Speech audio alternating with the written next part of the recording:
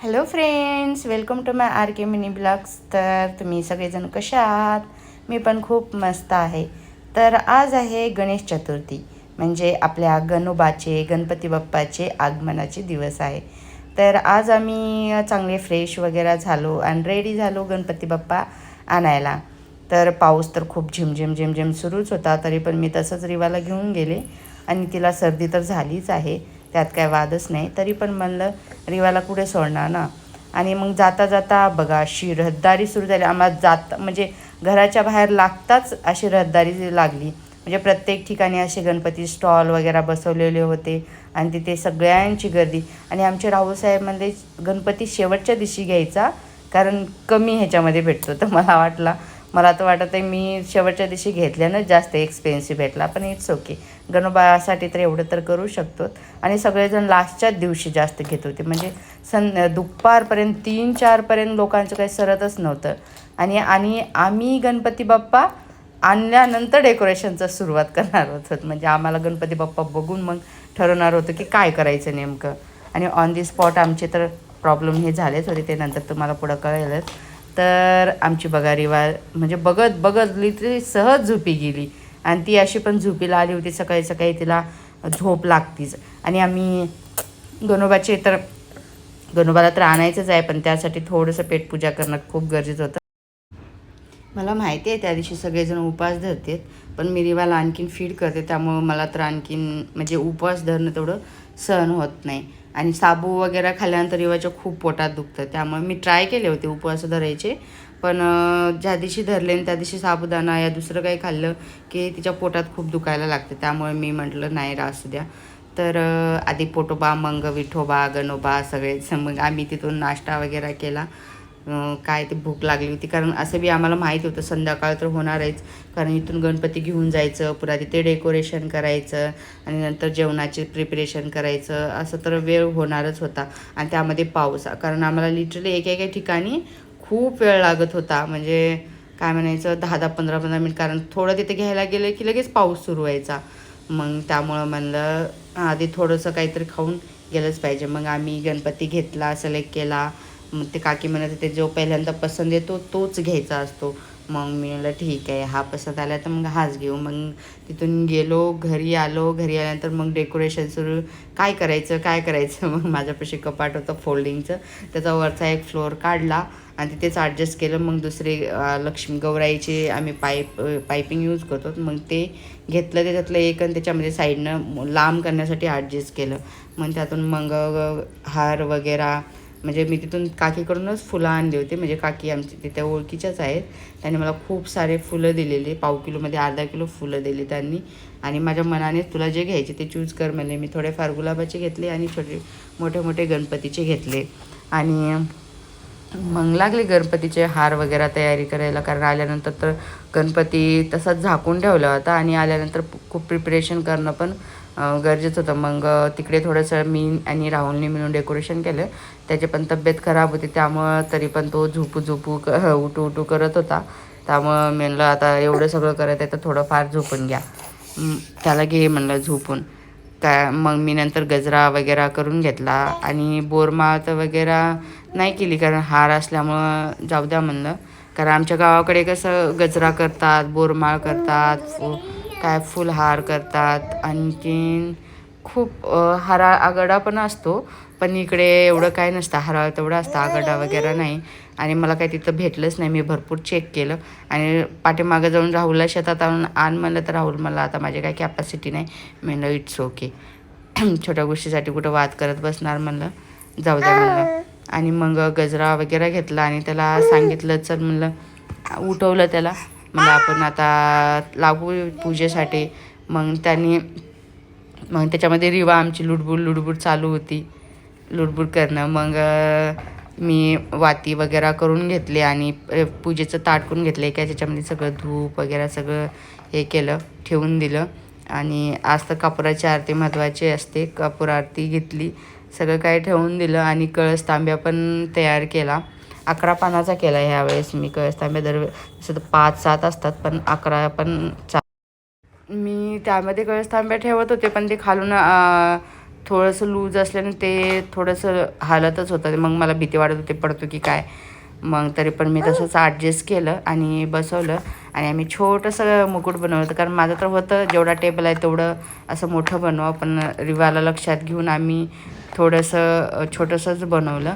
आणि म्हणजे रिवाला पोहोचल्यानंतर रिवा अशी खाली उडत असते, त्यामुळे आम्ही थोडा अंतर ठेवून मधल्या भागात जेवढं हे करता येईल धरता येईल जागा तेवढीच धरली. बघा रेवा तर अगोदरच ती जाऊन बसली तिथे ओढण्यासाठी, म्हणून त्याचा विचार केला आणि छोटंसंच बनवलं. आणि मग राहुलला म्हणलं गणपती घेऊन ये. मग राहुलचे गणपतीची तयारी केली, त्याची टोपी वगैरे घालून हात लावून मग गणपतीचे आगमन झाले आणि ती तयारी करून आम्ही ठेवून दिला गणपती याच्यामध्ये. म्हणजे आमचं छोटंसं जो मुकुट म्हणजे काय म्हणतात त्याला, स्टेज वगैरे जे असेल ते बनवलं त्यामध्ये ठेवून दिले. आणि मग हार वगैरे घालून पूजेची तयारी करायला सुरुवात केली. तर बघा आमची पूजा कशी होत आहे. म्हणजे प्रत्येकासारखी म्हणजे वेगवेगळी असते. कुणी जास्त झगबग करतं, कुणी सिम्पल बट स्वीट असतं. पण आम्हाला जसं जमेल तसं केलं. आणि जसं लग्न झालं तसं तेव्हापासून आम्ही गणपती बसवते. कारण आम्ही गावाकडे तर मी चिखलाचाच बनवायची मस्तपैकी. नदीच्या कडेला जायचा, शाडू घ्यायचा, शाडूचा बनवायचा, त्यावर तांदूळ आणि ज्वारी जे असते त्याचं मस्तपैकी डेकोरेशन करायचं.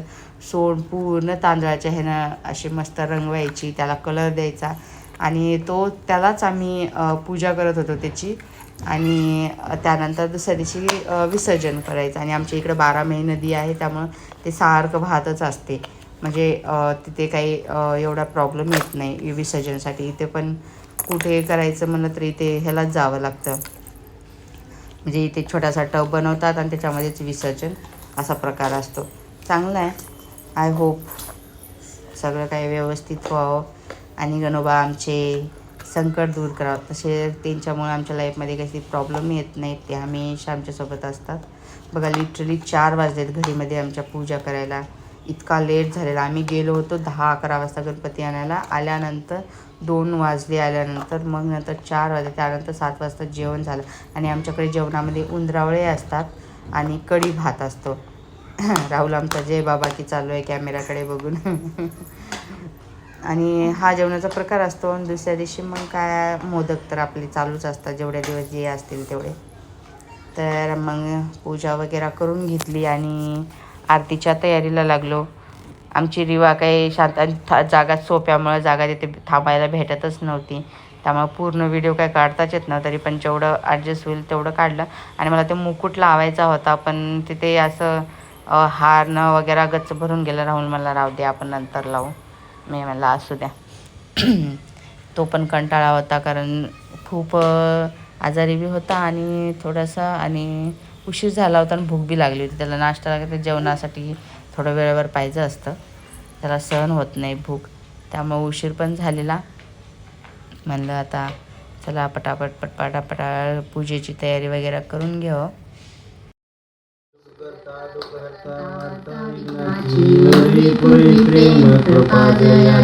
सर्वांगी सुंदर कंठे मुक्ताफळाची. जय देव जय मंगलमूर्ती ओ श्री मंगलमूर्ती. दर्शन मात्रे मान श्रावण मात्रे मान कामना पूर्ती. जय देव जय रत्न खचित रात गौरी कुमरा. चंदनाची ओटी कुंकुम केशरा. हिरे जडित मुकुट शोभतो बरा. रुंदीन पुरी चरणी घागरिया.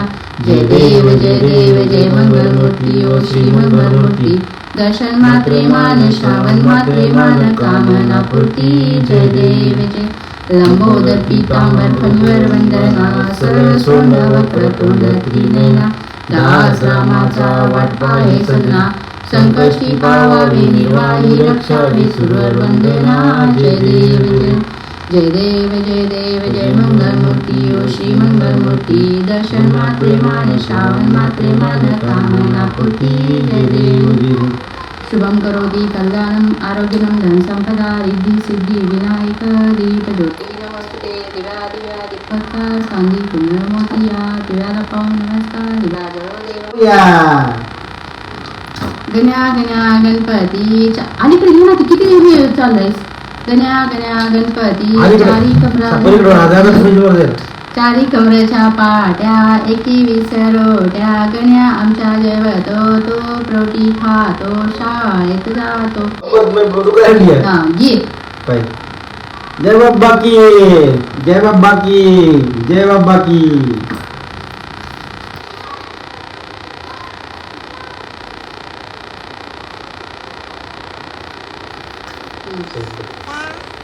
पूजेची तयारी केली म्हणजे झाली पूजा. त्यानंतर आरती वगैरे दिल्यानंतर म्हणलं चला आता स्वयंपाकाला लागा. स्वयंपाकाची तयारी सुरू केली. तर देवाचं दर्शन वगैरे घेतलं आणि चला म्हणलं.